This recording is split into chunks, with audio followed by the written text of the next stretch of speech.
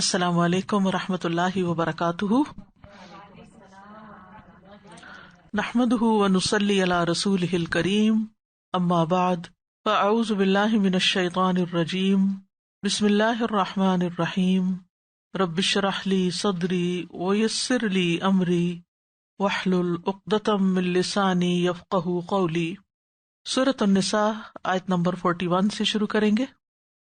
فَكَيْفَ إِذَا جِئْنَا مِن كُلِّ أُمَّةٍ بِشَهِيدٍ وَجِئْنَا بِكَ عَلَى هَؤُلَاءِ شَهِيدًا۔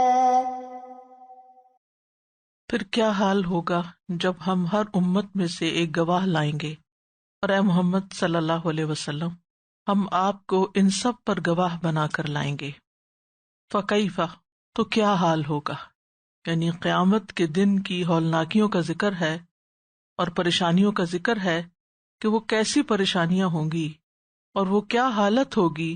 اذا جئنا جب ہم لائیں گے، من کل امت ہر امت میں سے، امت نوح علیہ السلام، امت موسیٰ علیہ السلام، امت محمد صلی اللہ علیہ وسلم، اور اس کے علاوہ جتنے بھی رسول آئے ہیں ان سب امتوں کی طرف اشارہ ہے۔ من کل امت بشہید ایک گواہ، اور وہ کون ہوگا؟ انہی کا رسول، جو کس بات کی گواہی دے گا کہ میں نے پیغام پہنچا دیا تھا لیکن ان لوگوں نے سرکشی کی، یعنی سرکشی کرنے والوں کے خلاف گواہی دے گا۔ وجئنا بک اور ہم آپ کو لائیں گے، یعنی محمد صلی اللہ علیہ وسلم کو، علی ہؤلاء ان سب امتوں کے گواہوں پر، شہیدہ ایک گواہ بنا کر۔ اور وہ یعنی محمد صلی اللہ علیہ وسلم کس بنا پر گواہی دیں گے؟ پچھلی امتوں کے جو واقعات آپ کی طرف وحی کیے گئے اس کی بنا پر کہ ان پیغمبروں نے، ان رسولوں نے اللہ کا پیغام پہنچا دیا تھا۔ کیونکہ جب امتوں پر ان کے رسول گواہی دیں گے تو وہ امتیں کیا کہیں گی کہ ہمارے پاس کوئی نہیں آیا تھا۔ اس آیت کو سن کر رسول اللہ صلی اللہ علیہ وسلم رونے لگ گئے۔ عبداللہ بن مسعود فرماتے ہیں کہ رسول اللہ صلی اللہ علیہ وسلم نے مجھ سے فرمایا، میرے سامنے قرآن کی تلاوت کرو۔ اس پر میں نے عرض کیا، اللہ کے رسول کیا میں آپ کو سناؤں جبکہ آپ پر ہی تو قرآن نازل ہوا ہے؟ آپ نے فرمایا، میری خواہش ہے کہ میں اسے کسی دوسرے سے سنوں۔ تو میں نے سورۃ النساء کی قرأت شروع کی۔ جب میں اس آیت پر پہنچا، یعنی یہی فَكَيْفَ إِذَا جِئْنَا آخر تک، تو میں نے اپنا سر اٹھایا۔ ایک روایت میں یہ آتا ہے، یا میرے پہلو میں جو شخص تھا اس نے مجھے ٹھوکا دیا تو میں نے اپنا سر اٹھایا، تو میں نے دیکھا کہ آپ صلی اللہ علیہ وسلم کے آنسو بہ رہے ہیں۔ آپ کیوں رو رہے تھے؟ اس ذمہ داری کے بوجھ سے کہ کتنی بڑی ذمہ داری ہوگی اور کیسا وہ دن ہوگا کہ جب لوگوں کے معاملات کا فیصلہ مختلف گواہیوں کی روشنی میں کیا جائے گا۔ قیامت کے دن کس کس کی گواہیاں ہوں گی؟ سب سے پہلے تو خود اللہ سبحانہ وتعالیٰ کی اپنی گواہی۔ سورۃ یونس میں آتا ہے، وَلَا تَعْمَلُونَ مِنْ عَمَلٍ إِلَّا كُنَّا عَلَيْكُمْ شُهُودًا إِذْ تُفِيضُونَ فِيهِ، اور تم جو بھی عمل کرتے ہو ہم اس پر شاہد ہوتے ہیں، گواہ ہوتے ہیں جب تم اس میں مشغول ہوتے ہو۔ سورۃ النساء میں آتا ہے، إِنَّ اللَّهَ كَانَ عَلَى كُلِّ شَيْءٍ شَهِيدًا، کہ بے شک اللہ تعالیٰ ہر چیز پر گواہ ہے۔ پھر انبیاء کی گواہی ہوگی کہ امتوں میں سب سے پہلے رسول گواہی دیں گے۔ ہر رسول اس بات کی گواہی دے گا کہ اس نے اپنی امت کو پیغام پہنچا دیا۔ سورۃ النحل میں آتا ہے، وَيَوْمَ نَبْعَثُ فِي كُلِّ أُمَّةٍ شَهِيدًا عَلَيْهِمْ مِنْ أَنفُسِهِمْ، اور جس دن ہم ہر امت میں ان پر انہی میں سے ایک گواہ کھڑا کریں گے۔ پھر امت محمد صلی اللہ علیہ وسلم کی گواہی بھی ہوگی جو دوسری امتوں پر ہوگی، یعنی قیامت کے دن جب اللہ تعالیٰ رسولوں سے ان کی تبلیغ کے بارے میں سوال کرے گا اور جھٹلانے والی امتوں سے اس کے بارے میں پوچھے گا تو وہ انکار کر دیں گے کہ انہیں کوئی تبلیغ کرنے والا نہیں آیا۔ تو انبیاء کرام اس امت کی گواہی طلب کریں گے جس کا تزکیہ کرنے والے امت کے نبی صلی اللہ علیہ وسلم ہے، اور پھر اس کے بعد امت بھی، وَكَذَلِكَ جَعَلْنَاكُمْ أُمَّةً وَسَطًا لِتَكُونُوا شُهَدَاءَ عَلَى النَّاسِ وَيَكُونَ الرَّسُولُ عَلَيْكُمْ شَهِيدًا، اور اسی طرح ہم نے تمہیں سب سے بہتر امت بنایا تاکہ تم لوگوں پر شہادت دینے والے بنو اور رسول تم پر شہادت دینے والا بنے۔ اسی طرح یہ کہ نبی صلی اللہ علیہ وسلم اپنی امت کے بارے میں گواہی دیں گے۔ اسی طرح دیگر مخلوق کی گواہی بھی ہوگی۔ وَأَشْرَقَتِ الْأَرْضُ بِنُورِ رَبِّهَا وَوُضِعَ الْكِتَابُ وَجِيءَ بِالنَّبِيِّينَ وَالشُّهَدَاءِ وَقُضِيَ بَيْنَهُم بِالْحَقِّ وَهُمْ لَا يُظْلَمُونَ، اور زمین اپنے رب کے نور کے ساتھ روشن ہو جائے گی، اور لکھا ہوا سامنے رکھا جائے گا، اور نبی اور گواہ لائے جائیں گے، اور ان کے درمیان حق کے ساتھ فیصلہ کر دیا جائے گا، اور ان پر ظلم نہیں کیا جائے گا۔ ابن کثیر کہتے ہیں کہ یہاں انبیاء کے علاوہ شہداء کا ذکر جو کیا گیا ہے وہ شہداء ملائکہ ہیں، اور انسان کے اپنے اعضاء اور زمین کی گواہی، یعنی فرشتوں کی گواہی بھی ہوگی، انسان کے اپنے اعضاء بولیں گے، زمین بولے گی، انسان نے جو بھی اعمال کیے ہوں گے اس کے بارے میں وہ بتائیں گے کہ انہوں نے کس زمین پر کیا کچھ کیے، کیونکہ جب انسان کے جرائم سامنے آئیں گے تو انسان کہیں گے ہم نے تو یہ نہیں کیے، جیسے وہ آتا نا کہ واللہ ما کننا مشرکین، کہ ہم تو شرک نہیں کرتے تھے، تو پھر منہ سیل کر دیا جائے گا، زبان بند کر دی جائے گی اور ہاتھ پاؤں بولنا شروع ہو جائیں گے، تو یہ ہاتھ پاؤں کی گواہی ہوگی۔ اسی طرح یومئذ تحدث اخبارہا بان ربک اوحی لہا، تو زمین بھی گواہی دے گی، ہمارے اعضاء بھی گواہی دیں گے، فرشتے بھی گواہی دیں گے، انبیاء بھی گواہی دیں گے، دوسرے لوگ بھی گواہی دیں گے۔ تو اس سے آپ اندازہ لگا سکتے ہیں کہ معاملہ اتنا آسان نہیں ہے، اور اس سے یہ بات سمجھ میں آتی ہے کہ رسول اللہ صلی اللہ علیہ وسلم کیوں رونے لگ گئے تھے اس آیت کو سن کر۔ یعنی فرشتے لکھ رہے ہیں، وہ لکھا ہوا بھی ہوگا اور اس کے علاوہ بھی گواہیاں ہوں گی۔ کوئی بھی شخص اپنے کسی فعل کو، قول کو جھٹلا نہیں سکے گا کہ میں نے نہیں کیا۔ دنیا میں جب کوئی مجرم پکڑا جاتا ہے تو وہ اتنی آسانی سے اقرار نہیں کرتا، پھر اس کے خلاف گواہیاں لائی جاتی، پھر اس کو سزا دی جاتی ہے، تو وہاں بھی انصاف کے ساتھ فیصلہ کیا جائے گا، جس سورۃ الزمر کی آیت میں نے پڑھی نا، وَقُضِيَ بَيْنَهُمْ بِالْحَقِّ وَهُمْ لَا يُظْلَمُونَ، ایسے ہی پکڑ کے کسی کو سزا نہیں دی جائے گی۔ يومئذ يود الذين كفروا وعصوا الرسول لو تسوى بهم الأرض ولا يكتمون الله حديثا۔ وہ لوگ جنہوں نے کفر کیا اور رسول کی نافرمانی کی اس روز چاہیں گے کاش زمین ان پر برابر کر دی جائے، اور وہ اللہ سے کوئی بات نہ چھپا سکیں گے۔ یومئذ، اس دن سے مراد یہاں قیامت کا دن ہے، یعنی جس دن یہ سب کچھ برپا ہوگا، گواہیاں ہوں گی۔ یود الذین کفروا، تو خواہش کریں گے، چاہیں گے، اور ود جو ہوتی ہے وہ خالص محبت ہوتی ہے، یعنی شدید چاہت، وہ چاہیں گے، دل سے چاہیں گے۔ کون؟ الذین کفروا، جنہوں نے کفر کیا، جنہوں نے اپنے رسولوں کا انکار کیا، وعصوا الرسول، اور انہوں نے نافرمانی کی رسول کی۔ کنہوں نے؟ ہر امت کے لوگوں نے اس رسول کی جو ان کی طرف بھیجا گیا تھا۔ یہاں صرف محمد صلی اللہ علیہ وسلم ہی مراد نہیں ہے، بلکہ تمام امتوں کی بات ہو رہی ہے کہ جنہوں نے بھی اپنے رسول کا انکار کیا اور جنہوں نے اپنے رسول کی بات نہیں مانی۔ کیا چاہیں گے؟ اس دن ان کی کیا حسرت ہوگی؟ لو تسوی بہم الارض، کاش زمین ان پر برابر کر دی جائے۔ اس کو ایک اور قرات میں تسوی بھی پڑھا گیا ہے، یعنی زمین ان کو نگل جائے اور اوپر سے برابر ہو جائے کہ وہ چھپ جائیں کہیں، یہ مطلب ہے، یا یہ کہ مٹی میں مل کے خاک ہو جائیں، جیسے کہ سورۃ النبا میں بھی آتا ہے یوم ینظر المرء ما قدمت یداہ ویقول الکافر یا لیتنی کنت ترابا، جس دن آدمی دیکھ لے گا جو اس کے دونوں ہاتھوں نے آگے بھیجا، اور کافر کہے گا اے کاش میں مٹی ہوتا، یعنی مٹی ہوتا اور اس میں سما جاتا۔ اسی طرح جو ظالم ہوں گے ان کی حسرت کیا ہوگی؟ وَيَوْمَ يَعَضُّ الظَّالِمُ عَلَىٰ يَدَيْهِ، جس دن ظالم اپنے دونوں ہاتھوں پہ کاٹے گا۔ یقول یا لیتنی اتخذت مع الرسول سبیلا، کہے گا اے کاش میں رسول کے ساتھ کچھ رستہ اختیار کر لیتا۔ ولا یکتمون اللہ حدیثا، اور وہ اللہ سے کوئی بات بھی چھپا نہیں سکیں گے۔ تو ابتدا میں تو وہ انکار کریں گے، پھر اعضاء جب بولنے لگیں گے، یعنی منہ بند کر دیا جائے گا، پھر اعضاء بولنے لگیں گے، اور ہر چھوٹی بڑی بات جو ہے وہ سامنے آ جائے گی۔ حدیثہ جو ہے نکرہ ہے، یعنی نکرہ جو ہے تفخیم کے لیے بھی ہوتا ہے، تو مراد یہ ہے کہ چھوٹی بات ہو یا بڑی بات کچھ بھی چھپی نہیں رہ جائے گی۔ انسان کی کھال بھی، کان بھی، آنکھیں بھی، یہ سب گواہی دیں گے۔ حدیث میں آتا ہے رسول اللہ صلی اللہ علیہ وسلم نے فرمایا قیامت کے دن جب تم لوگ پیش ہوگے تو تمہارے منہ پہ مہر لگا دی جائے گی، اور سب سے پہلے جو چیز بولے گی وہ اس کی ران اور ہتھیلی ہوگی۔ ہاتھ بولے گا، ران بولے گی۔ تو اس سے یہ پتہ چلتا ہے کہ رسول کا انکار اور رسول کی نافرمانی، یہ دونوں چیزیں انسان کے لیے بہت ہلاکت خیز ہیں۔ کیونکہ اس دن رسول کے نافرمان، یعنی ایک تو کفر کرنا اور ایک یہ کہ مان لینا لیکن اس کے بعد ان کی بات نہ ماننا، تو ایسے لوگوں کو شدید حسرت ہوگی اور وہ لوگ اللہ سبحانہ تعالیٰ سے اپنی کوئی بات چھپا بھی نہ سکیں گے۔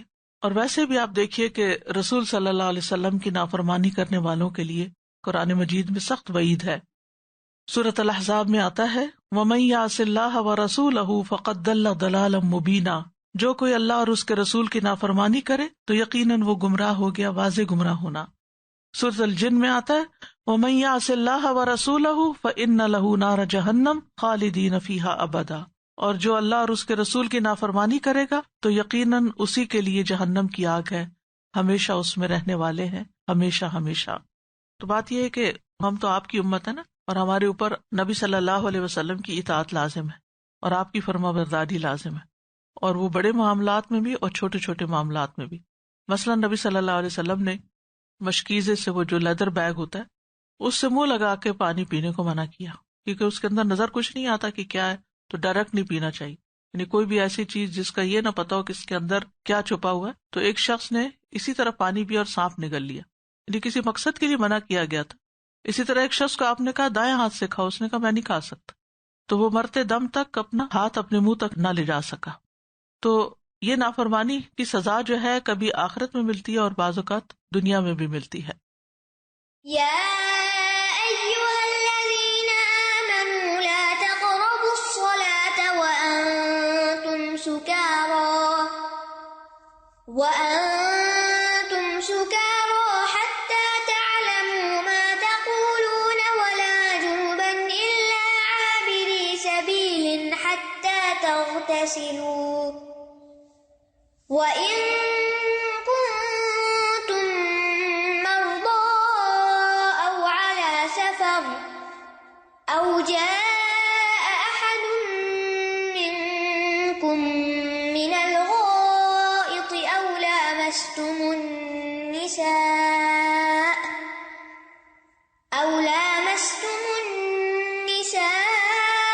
فلم تجدوا ماء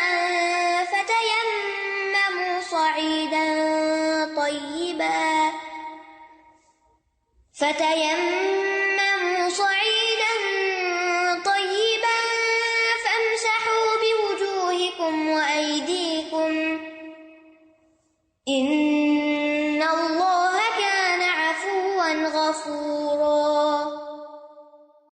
اے لوگو جو ایمان لائے ہو، جب تم نشے کی حالت میں ہو تو نماز کے قریب نہ جاؤ، یہاں تک کہ تم جان لو جو تم کہتے ہو، اور نہ ہی حالت جنابت میں نماز پڑھو مگر یہ کہ مسجد کے راستے سے گزرنے والے ہو، یہاں تک کہ غسل کر لو، اور اگر تم بیمار ہو یا سفر پر ہو یا تم میں سے کوئی ایک قضائے حاجت سے آئے یا تم نے عورتوں کو چھوا ہو یعنی صحبت کی ہو، پھر تم پانی نہ پاؤ تو پاک مٹی سے تیمم کر لو، پس اپنے چہروں اور اپنے ہاتھوں کا مسح کرو، بے شک اللہ بہت معاف کرنے والا بہت بخشنے والا ہے۔ ایمان والوں سے خطاب ہے، یا ایھا الذین آمنوا، اے لوگو جو ایمان لائے ہو، اور جب ایمان کے ساتھ خطاب کیا جاتا ہے تو پھر انسان کو اپنے ایمان کی سچائی کا ثبوت دینے کے لیے بات کو توجہ سے سننا چاہیے کہ کیا حکم ہے میرے لیے۔ فرمایا لا تقربوا الصلاۃ وانتم سکارا، نماز کے قریب نہ جاؤ اس حال میں کہ تم سکارا ہو یعنی نشے میں ہو۔ یہ حکم اس وقت دیا گیا تھا جبکہ ابھی شراب حرام نہیں ہوئی تھی، تو گویا اس میں صرف نماز کے وقت شراب نوشی سے منع کیا گیا۔ بالکل ممانعت کا حکم جو ہے وہ اس کے بعد نازل ہوا ہے، سورۃ المائدہ میں آتا ہے وہ۔ یہاں پر نماز کے وقت یا نماز کے اوقات میں شراب پینے سے کیوں منع کیا گیا یا نشہ کرنے سے کیوں منع کیا گیا؟ کیونکہ نماز کی شرائط میں سے ہے کہ انسان جو کچھ پڑھ رہا ہو اس کو سمجھ بھی آ رہی ہو کہ وہ کیا کہہ رہا ہے۔ اس آیت کی شان نزول کے بارے میں کہا جاتا ہے کہ ایک انصاری نے حضرت علی رضی اللہ عنہ کی اور حضرت عبد الرحمن بن عوف کی دعوت کی اور انہیں شراب پلائی، اور یہ واقعہ حرمت شراب سے پہلے کا ہے۔ تو ان میں سے ایک نے پھر نماز کی امامت کرائی اور قل یا ایھا الکافرون جو ہے اس کی قرات کرنے لگے، جو اس پہ خلط ملط ہو گئی، تو یہ حکم نازل ہوا کہ لا تقربوا الصلاۃ وانتم سکارا۔ دوسری یہ بات یاد رکھیے کہ شراب سے متعلق سورۃ النساء کی اس آیت کا اتنا حصہ جو ہے منسوخ ہے، یعنی وانتم سکارا تک، اور یہ منسوخ کس آیت سے ہے جو آگے سورۃ المائدہ میں آتی ہے، انما الخمر والمیسر والانصاب والازلام رجس من عمل الشیطان فاجتنبوہ لعلکم تفلحون، کہ شراب اور جوا اور شرک کے لیے نصب کردہ چیزیں اور فال کے تیر سراسر گندے ہیں، شیطان کے کام میں سے ہیں، سو اس سے بچو تاکہ تم فلاح پاؤ۔ نبی صلی اللہ علیہ وسلم نے بھی فرمایا، بے شک اللہ تعالیٰ نے شراب کو حرام کر دیا ہے، تو جس شخص کو یہ آیت پہنچ جائے اور اس کے پاس شراب میں سے کچھ موجود ہو تو نہ وہ پیے اور نہ فروخت کرے، کیونکہ فروخت کرنے کی بھی ممانعت ہے۔ تو اس سے یہ پتہ چلتا ہے کہ شراب ہمارے دین میں حرام ہے۔ اور یہاں پر لفظ شراب بھی نہیں آیا بلکہ نشے کی بات ہوئی، سکارا یعنی کہ نشے کی حالت۔ تو نشہ کسی بھی چیز کا ہو سکتا ہے جس سے انسان کی عقل جاتی رہے، انسان اپنے ہوش میں نہ ہو۔ یہاں ایک بڑی حکمت کی بات ہے، یعنی نمازوں کے اوقات میں شراب نہ پی جائے۔ تو آپ دیکھیے ظہر کے بعد عصر، عصر کے بعد مغرب، مغرب کے بعد عشاء قریب قریب آتی ہیں۔ صبح سویرے لوگ نماز کے بعد کام کو نکل جاتے ہیں، وہ شراب پینے کا وقت نہیں ہوتا۔ پھر جب کام کے بعد ایک لمبا دن گزار کے آتے ہیں تو نمازوں کے اوقات شروع ہو جاتے ہیں، تو شراب رک گئی۔ اب رہ جاتا ہے وقت عشاء کے بعد کا، تو عشاء کے بعد لوگ سوئیں گے یا پھر شراب پیئیں گے۔ تو یہ ایک طرح سے درجہ بدرجہ چونکہ شراب حرام کی گئی تھی تو پہلے ان کو عادی کیا گیا کہ نماز کی سب پابندی کرتے تھے اور نماز کی اہمیت کو بھی جانتے تھے، تو اس لیے انہوں نے اس بات کو مان لیا۔ پھر اس کے بعد فائنل حتمی حکم آیا، قطعی حکم آ گیا، اور اس میں اس کا خریدنا، اس کا بیچنا، اس کا سب کچھ حرام قرار دیا گیا۔ اور پھر یہ جو نشے کی کوئی بھی چیز ہوتی ہے، اس میں جس چیز کی زیادہ مقدار انسان کو نشے میں مبتلا کرے اس کی چھوٹی مقدار لینا بھی حرام ہے، اور یہ نشہ کسی بھی چیز کا ہوتا ہے۔ حتی تعلموا ما تقولون، یہاں تک کہ تم جان لو ما تقولون، جو تم کہہ رہے ہو۔ تو اس سے پتہ چلتا ہے کہ نماز میں دل کا حاضر ہونا ضروری ہے، کیونکہ جب دل حاضر نہیں ہوتا تو انسان کو یہ پتہ نہیں ہوتا وہ کیا کہہ رہا ہے، صرف وہ لفظ بول رہا ہوتا ہے۔ اور اسی طرح نماز میں وسوسوں سے بھی بچنا چاہیے۔ کوئی بھی غفلت میں ڈالنے والی چیز، چاہے جائے نماز کے اوپر بنے ہوئے پھول بوٹے ہوں یا کوئی تصویریں ہوں یا کوئی آس پاس ڈسٹریکشنز ہوں، تو ہر وہ چیز جو نماز کو گدلا کرتی ہے، نماز کے اندر حرج ڈالتی ہے، تو پھر اس سے بچنا ضروری ہے۔ اب دیکھیے نماز پڑھنے کے لیے وضو شرط ہے نا، پاک ہونا شرط ہے، حدث سے اصغر اور اکبر دونوں سے۔ تو اگر ظاہری پاکیزگی ضروری ہے تو دل کی پاکیزگی بھی ضروری ہے، تو نماز کے اندر دل کا بھی اللہ کی طرف متوجہ ہونا ضروری ہے۔ تو نمازی کو ہر اس چیز سے بچنا چاہیے جو اس کی خشوع کو ختم کرتی ہو، کیونکہ نمازی اللہ سبحانہ وتعالیٰ کے سامنے کھڑا ہوتا ہے اور اس کے ساتھ سرگوشی کر رہا ہوتا ہے۔ تو جو بندہ اللہ سے باتیں کر رہا ہو اس کا حال یہ ہونا چاہیے کہ وہ صرف اپنے آپ کو اللہ کے لیے فارغ کر لے، پھر اور طرف توجہ نہ کرے۔ ابو ہریرہ کہتے ہیں کہ رسول اللہ صلی اللہ علیہ وسلم نے ہمیں ظہر کی نماز پڑھائی، اور جب آپ نے سلام پھیرا تو ایک شخص کو آواز دی جو آخری صفوں میں تھا، اور کہا، اے فلاں، کیا تم اللہ سے نہیں ڈرتے؟ کیا تم دیکھتے نہیں کہ تم کیسے نماز پڑھ رہے ہو؟ جب تم میں سے کوئی نماز پڑھنے کے لیے کھڑا ہوتا ہے تو وہ کھڑا اپنے رب سے سرگوشی کر رہا ہوتا ہے، تو چاہیے کہ وہ دیکھے کہ اس سے کیسے سرگوشی کر رہا ہے، یعنی اس کی توجہ نماز میں نہیں ہوگی، کیونکہ آپ صلی اللہ علیہ وسلم کو پیچھے کی صفیں بھی دکھائی جاتی تھی، تو آپ نے خاص طور پر اس کو بلایا اور اس کو یہ بات سمجھائی کہ تم اس طرح کی نماز نہیں پڑھو۔ اسی لیے ہم دیکھتے ہیں کہ نیند کے غلبے میں نماز پڑھنا منع ہے، کہ جب انسان کو یہ سمجھنا ہے کہ وہ کیا پڑھ رہا ہے۔ بعض اوقات ہوتا ہے نا انسان رات تک کتنا تھک جاتا ہے اور عشاء کی نماز ذرا لیٹ پڑھی جائے تو نماز میں ہی سونے لگتا ہے انسان، تو اس وقت انسان کو رک کر اور پھر اپنے آپ کو جگا کے پھر نماز پڑھنی چاہیے۔ اسی طرح اگر کوئی حاجت وغیرہ ہو تو اسے پورا کر لینا چاہیے۔ ابو درداء کہا کرتے تھے کہ انسان کی سمجھداری یہ ہے کہ نماز میں داخل ہونے سے پہلے اپنی حاجت پوری کر لے، تاکہ جب وہ نماز میں داخل ہو تو اس کا دل فارغ ہو، دل اس کا اس چیز میں نہ اٹکا ہوا ہو۔ کھانے کی ضرورت ہے تو کھا لے، شدید بھوک لگی ہے تو نماز نہ شروع کرے۔ اسی طرح قضاء حاجت کی موجودگی میں نماز نہ پڑھے، کہ اگر اس کو ٹوائلٹ جانے کی ضرورت ہے، آپ صلی اللہ علیہ وسلم نے فرمایا کھانا سامنے آ جائے تو نماز نہیں، اور نہ ہی وہ شخص نماز پڑھے جس پر پیشاب پخانہ کی ضرورت غالب آ رہی ہو۔ یہ صحیح مسلم کی روایت ہے۔ ابن قیم نے نماز پڑھنے کے اعتبار سے بندوں کے مراتب مقرر کیے۔ وہ کہتے ہیں کہ 5 طرح کے لوگ ہوتے ہیں جو نمازی ہوتے ہیں، یعنی نمازی 5 طرح کے۔ نمبر 1، نماز کے ارکان اور واجبات میں کوتاہی کرنے والا، جیسے وضو وغیرہ اور نماز کے اوقات کی پابندی نہ کرنا۔ نمبر 2، نماز کے ظاہری ارکان کی حفاظت کرنے والا، یعنی وضو وغیرہ کی تو حفاظت کرتا اوقات کی، لیکن نفس کے ساتھ جہاد نہیں کرتا، وسوسوں اور سوچوں میں کھو جاتا ہے۔ تیسرا، نماز کے ارکان کی حفاظت کرنے والا اور نفس کے ساتھ جہاد کرنے والا، یعنی ظاہری ارکان بھی پورے کرتا ہے اور اندر بھی وہ کوشش میں مسلسل لگا رہتا ہے کہ میری نماز خشوع والی ہو.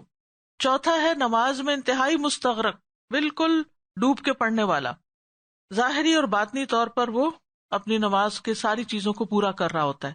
اور پانچواں ہے دل سے اللہ کو دیکھتے ہوئے نماز پڑھنے والا، کہ جیسے وہ اللہ ہی کے لیے کھڑا ہے اور اللہ میرے سامنے ہے اور گویا کہ وہ اس کو دیکھ رہا ہو.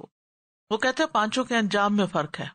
پہلی قسم کے لوگوں کو سزا دی جائے گی جو ارکان و واجبات وغیرہ وضو کے اور نماز کے پورے نہیں کرتے.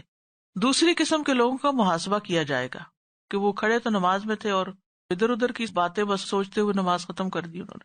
تیسری قسم کے لوگوں کے لیے ان کی نماز گناہوں کا کفارہ بن جائے گی، جو سوچ جاتی ہے پھر واپس پلٹاتے، پھر یعنی کہ وہ اپنے ساتھ جنگ کر رہے ہوتے ہیں.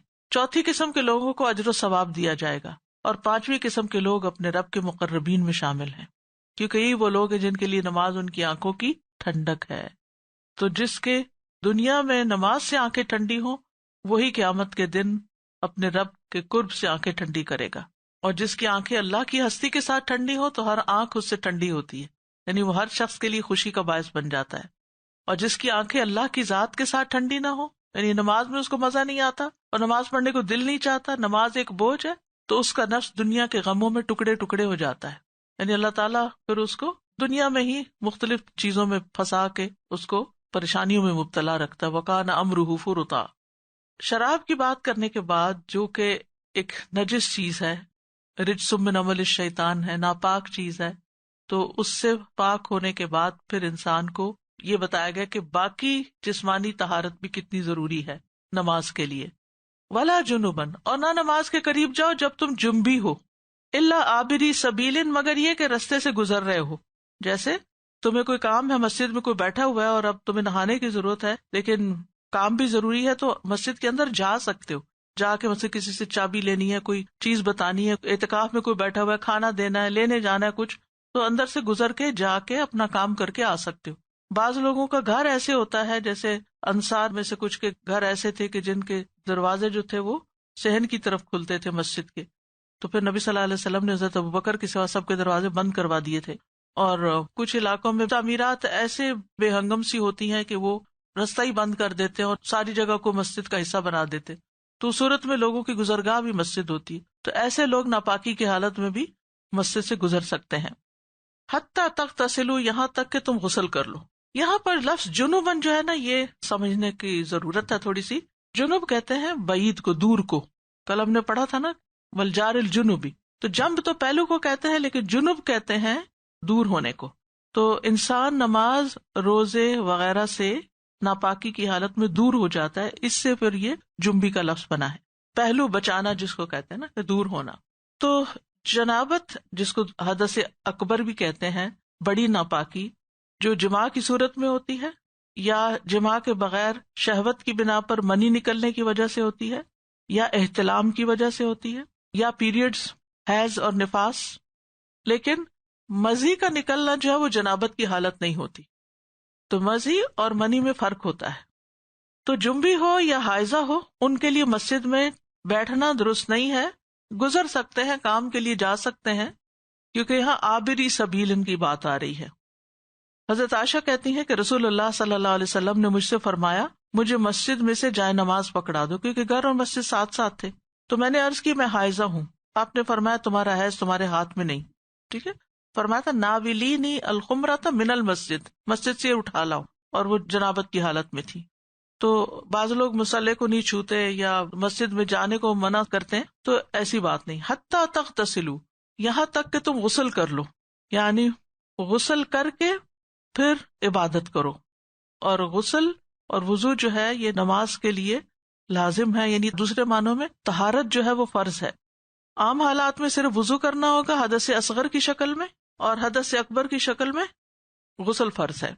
اور غسل جنابت کا طریقہ کیا ہے، لگے ہاتھوں بتاتی جاؤں کہ نبی صلی اللہ علیہ وسلم جب غسل جنابت فرماتے تھے تو پہلے اپنے ہاتھ دھوتے تھے سب سے پہلے، پھر دائیں ہاتھ سے بائیں ہاتھ پر پانی ڈال کر اپنی شرمگاہ دھوتے تھے، استنجا کرتے تھے. پھر نماز کے وضو کی طرح پورا وضو کر لیتے تھے. پھر پانی لے کر انگلیوں کو بالوں کی جڑوں میں داخل کرتے تھے، یعنی خوب مل مل کے دھوتے تھے.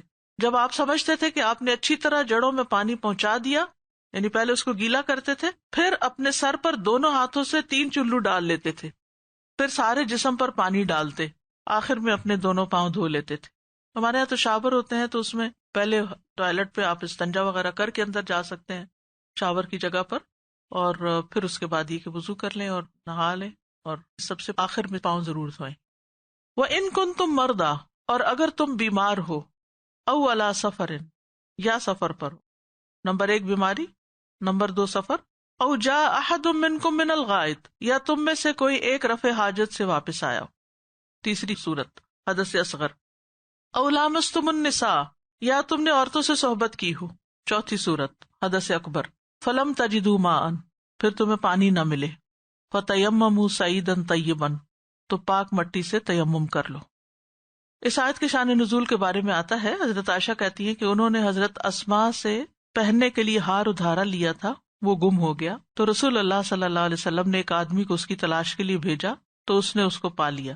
پھر نماز کا وقت آ پہنچا اور لوگوں کے پاس پانی نہیں تھا، تو انہوں نے ایسی نماز پڑھ لی اور رسول اللہ صلی اللہ علیہ وسلم سے اس کے بارے میں شکایت بھی کی، تو اللہ تعالیٰ نے تیمم کی آیت اتاری، جسے سن کر اسید بن حضیر نے حضرت عائشہ سے کہا، جزاک اللہ خیرا فواللہ ما نزل بک امر تکرہینہ الا جعل اللہ ذلک لک وللمسلمین فیہ خیرا، آپ کو اللہ بہترین بدلہ دے، واللہ جب بھی آپ کے ساتھ کوئی ایسی بات پیش آئی جس سے آپ کو تکلیف پہنچی، تو اللہ نے آپ کے لیے اور تمام مسلمانوں کے لیے اس میں خیر پیدا کر دی۔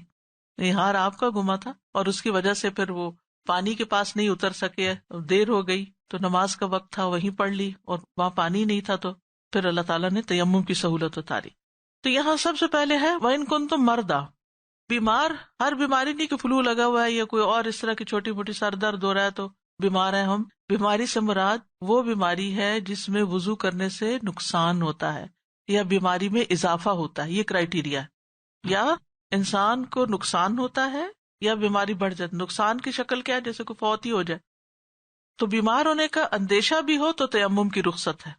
حضرت عمرو بن عاص کہتے ہیں، غزوہ ذات السلاسل میں مجھے ایک ٹھنڈی رات احتلام ہو گیا، مجھے اندیشہ ہوا کہ اگر میں نے غسل کیا تو ہلاک ہو جاؤں گا، تو میں نے تیمم کر لیا، پھر اپنے ساتھیوں کو صبح کی نماز پڑھائی، انہوں نے نبی صلی اللہ علیہ وسلم سے اس کا ذکر کیا، تو آپ نے فرمایا، اے عمر، کیا تو نے جنبی ہوتے ہوئے اپنے ساتھیوں کو نماز پڑھائی؟ میں نے آپ کو بتایا کہ کس وجہ سے میں نے غسل نہیں کیا تھا، اور میں نے یہ بھی کہا کہ میں نے اللہ کا فرمان سنا ہے، وَلَا تَقْتُلُوا أَنفُسَكُمْ إِنَّ اللَّهَ كَانَ بِكُمْ رَحِيمًا، اپنے آپ کو قتل نہ کرو، اللہ تم پر بہت مہربان ہے۔ تو رسول اللہ صلی اللہ علیہ وسلم ہنس پڑے اور کچھ بھی نہ کہا، یعنی جائز قرار دیا۔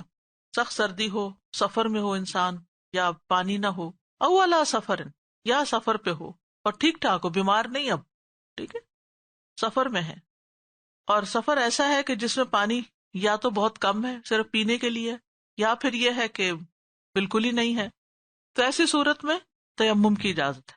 اب اس کا یہ مطلب نہیں کہ اگر کوئی صحیح سلامت صحت مند ہے اور اس کے گھر میں پانی نہیں ہے تو وہ تیمم نہیں کر سکتا۔ بعض اوقات کوئی بھی خرابی واقع ہو سکتی ہے جس کی وجہ سے پانی ختم ہو جاتا ہے، گھر میں پانی کا آنا بند ہو جاتا ہے، اور کوئی ایسا ذریعہ بھی نہیں کہ انسان کہیں باہر نکل کے کہیں سے پانی لا سکے، تو اس صورت میں بھی تیمم کیا جا سکتا ہے۔ او جاء احد منکم من الغائط، یا تم میں سے کوئی رفع حاجت سے آیا۔ غائط جو ہے یہ غیط سے ہے، غیط زمین کے چھپے حصے کو کہتے ہیں، اور یہ حدث سے کنایا ہے، کیونکہ انسان کو فارغ ہونے کے لیے ایسی جگہ کی تلاش ہوتی ہے جہاں لوگوں کی نگاہوں سے بچا جا سکے۔ تو غائط کا لفظ کیوں استعمال کیا گیا ہے؟ کیونکہ اللہ تعالیٰ فحش الفاظ پسند نہیں کرتے، اور گھٹیا قسم کے الفاظ وہ یہاں استعمال کیے جائیں۔ یہ کہا کہ تم کسی دور گہری جگہ سے ہو کر آئے ہو، یعنی کسی خاص کام کے لیے گئے تھے، تو مراد یہاں کیا ہے کہ تم رفع حاجت سے آئے ہو، تو حدث اصغر ہے، پیشاب ہو، پخانہ ہو، اس کے علاوہ جسم سے ہوا نکل جائے یا مزی خارج ہو، ان پر وضو کرنا واجب ہے۔ وضو کے لیے پانی نہ ملے تو تیمم کیا جا سکتا ہے، یعنی اس میں سب وہ چیزیں آ جاتی ہیں جس سے وضو ٹوٹ جاتا ہے۔ چوتھی چیز ہے او لامستم النساء، اس کے معنی میں علماء نے اختلاف کیا ہے۔ امام شافعی کہتے ہیں کہ لمس سے مراد صرف عورت کو ٹچ کرنا بھی، یعنی اگر کسی عورت کو ہاتھ لگ گیا تو وضو ٹوٹ گیا، لیکن اس سے اصل مراد لامسل یلامس و ملامسہ، یہ دو طرفہ ٹچ کرنا، جیسے غائط کا لفظ ہے نا، ایسے ملامست کا لفظ جو ہے کنایا ہے جماع سے، تو یہاں لمس سے مراد جماع ہے، کیونکہ صرف ہاتھ سے چھونے سے وضو نہیں ٹوٹتا الا کہ وہ شہوت کے ساتھ ہو، جس کی وجہ سے مزی خارج ہو جائے۔ فلم تجدوا ماء، پھر تمہیں پانی نہ ملے، تو پانی نہ ملنے کی صورت میں تیمم کرنا مشروع ہے ان ساری صورتوں میں۔ یا پانی ہے لیکن کوئی ایسی رکاوٹ ہے کہ پانی کا استعمال نہیں کیا جا سکتا، اچھا پانی تو ہے لیکن اس میں کوئی ایسی چیز گر گئی ہے، بعض اوقات آپ دیکھیں کہ دشمن پانی میں زہر ملا دیتا ہے، یا کوئی بھی وجہ کہ جس کی وجہ سے آپ پانی یوز نہیں کر سکتے، نجاست کوئی چلی جاتی ہے اس میں، جانور کوئی گر جاتا ہے، گندا ہو جاتا ہے، کڑوا ہو جاتا ہے، میلا ہو جاتا ہے، پاک نہیں رہتا، تو ایسی صورت میں تیمم کیا جا سکتا ہے۔ تیمم کیسے کیا جائے گا؟ فَتَيَمَّمُوا صَعِيدًا طَيِّبًا، تیمم کا لفظی معنی ہوتا ہے قصد کرنا، لیکن تیمم میں اصطلاحی معنی میں خاص طریقے سے اپنے آپ کو پاک کرنا ہے۔ اور صعیداً طیباً کہا گیا ہے، صرف تراب نہیں کہا گیا یہاں، یہ یاد رکھیے، تراب نہیں کہا گیا۔ صعید سے مراد ہر وہ چیز ہے جو زمین کی سطح کے اوپر ہو، جو زمین کی سطح کے اوپر ہو، جیسے مٹی ہے، پتھر ہے، ریت ہے، ٹھیکری ہے، یعنی زمین کی جنس میں سے ہو، ہڈی وغیرہ نہ ہو۔ کیوں؟ میں نے یہ کہا کہ زمین کی جنس میں سے نہیں ہے، یعنی وہ زمین کا حصہ نہیں، پتھر، مٹی، ریت، ٹھیکریاں، یہ سب کچھ کیا زمین سے نکلی ہوئی چیزیں ہیں نا، زمین کا حصہ ہے۔ تو سعیدن طیبن، پاکیزہ ہونی چاہیے، ٹھیک ہے۔ اب یہ جو مٹی زمین سے اڑی، گرد، یہ کپڑوں پہ جا پڑی، پردوں پہ پڑ گئی، یا دیوار پہ پڑ گئی، یا فرنیچر پہ پڑ گئی، تو اس سے بھی تیمم کیا جا سکتا ہے، کیونکہ اصل چیز ہے اس گرد کا ہونا، نظر آنا۔ یہ نہیں کہ دھلے دھلائے کپڑے پہنے اور کہیں کپڑوں پہ تیمم کر لیں، کیونکہ کچھ لوگوں کو میں نے دیکھا اس طرح کرتے ہوئے کہ اپنے ہی کپڑوں پہ ہاتھ پھیر کے تیمم کرے، بھی یہ تو حکم ہی نہیں ہے۔ تو اس لیے بہت ضروری ہے ان احکام کو جاننا کہ نمازیں ضائع ہو جاتی ہیں اگر انسان کو معلوم نہ ہو۔ تو سعیدن طیبن، طیب سے مراد پاک مٹی ہو جس کے ساتھ نجاست یا گندگی نہ ملی ہوئی ہو، کوئی گوبر وغیرہ یا کوئی کیچڑ یا اس طرح کی چیزیں نہ ملی ہوئی ہوں۔ یعنی جب آپ پانی وغیرہ یوز کرنے سے عاجز ہوں تو پھر سطح زمین کی مٹی، چاہے آپ نے گھر میں رکھی ہوئی ہے، چاہے وہیں سے آپ جا کے لیتے ہیں۔ اب سوال یہ پیدا ہوتا ہے کہ آپ ٹریول کر رہے ہیں اور ہر طرف سنو پڑی ہوئی، ساری مٹی زمین میں چھپ گئی ہے یا ہے تو گیلی ہے، تو اس صورت میں کیا کیا جائے؟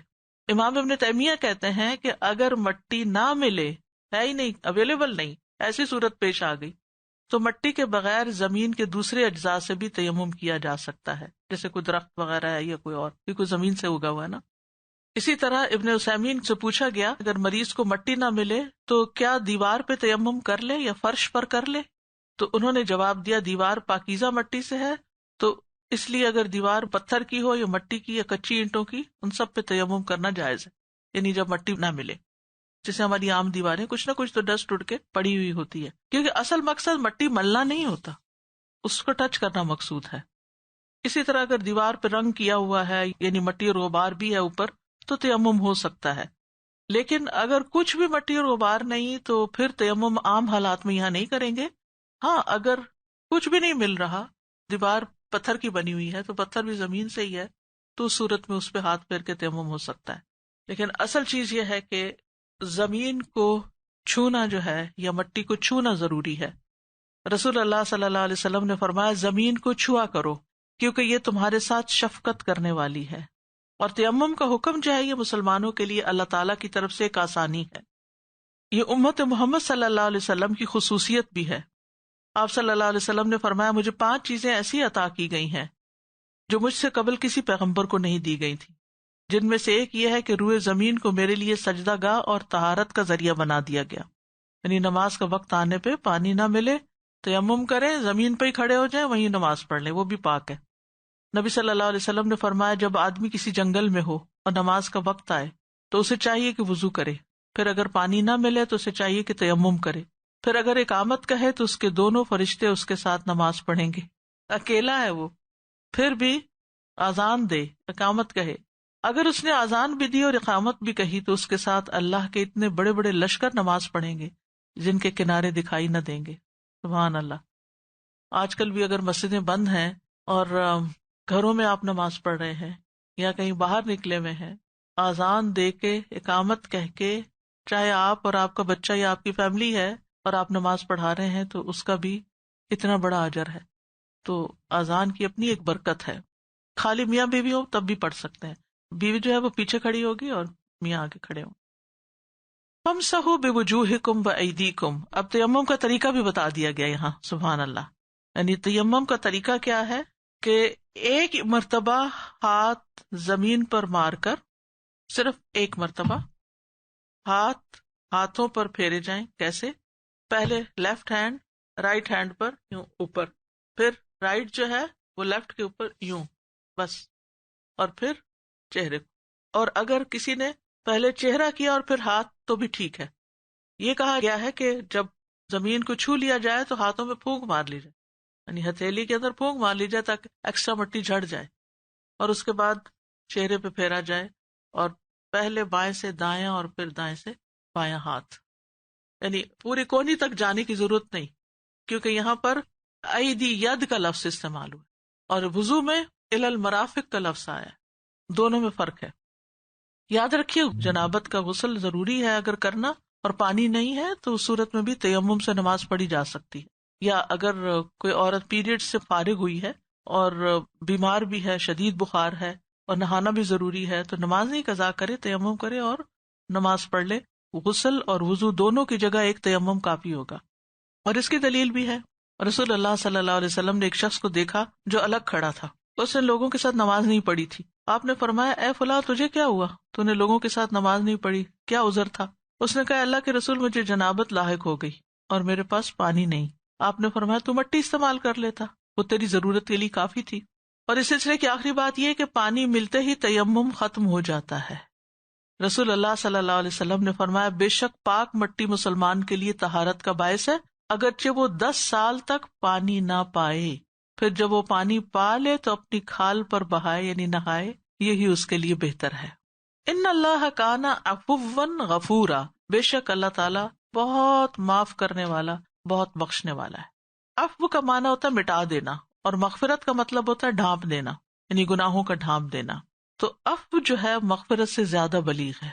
امام غزالی کہتے ہیں العفو وہ ذات ہے جو برائیوں کو مٹا دیتا ہے اور نافرمانیوں سے درگزر کرتا ہے.